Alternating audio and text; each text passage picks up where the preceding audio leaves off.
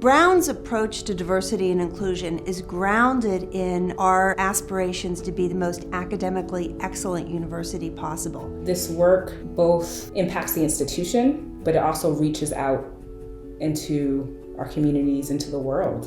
Universities have to look like the world they serve, or else they're serving only a small slice of that world. How can we diversify our community so it's more reflective of the broader society, not just promote compositional diversity, but also make sure that we're creating a community that really supports them. The Pathways to Diversity and Inclusion Action Plan, or DIAP for short, was developed through a community-wide process with the ultimate goal of ensuring that every community member at Brown University feels welcomed and a sense of belonging. And the DIAP really allows us to think very broadly. Who do you want to bring to campus as faculty? Who do you want to recruit as our students? What kinds of programs do people want to launch? How do we better support the students that we are trying to attract? And making sure that they don't only get here, but that they thrive. And in this case, because the entire campus community from the top to the bottom bought into the DIAP, you really do have a unique commitment on the part of all of us to try to work as hard as possible to bring to life a different Brown, a better Brown. We know that diverse communities of teachers and learners make better decisions. They learn better. We know that if we don't conduct broad searches for faculty and staff, and if we don't work to build broad applicant pools, we're going to lose some of the most talented people on the planet.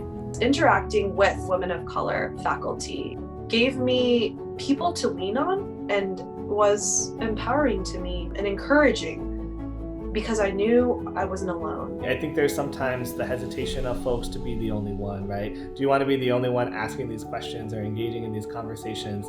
And at Brown, it was very clear that I wasn't going to be the only one. And it wasn't just a couple colleagues in one department or one center, but it was everyone around the institution that was thinking about these issues. Race and social justice is all of our work. It's not just the work of critical race theorists, but also it's the work of biologists and the work of social scientists and economists. So we've invested tremendously in some of our centers, like the Center for the Study of Race and Ethnicity, to do research and teaching and programming around issues of race and racism, especially anti-Black racism. Likewise with the Center for the Study of Slavery and Justice, which is focused on the long shadow legacy of slavery and how it touches everything in our society. It has had an explosion of activity, and Brown is seen as a leader in these areas.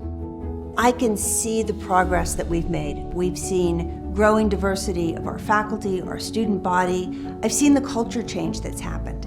And most importantly, I've seen the buy-in of the community and the idea that this work is valuable and that it has to continue into the future.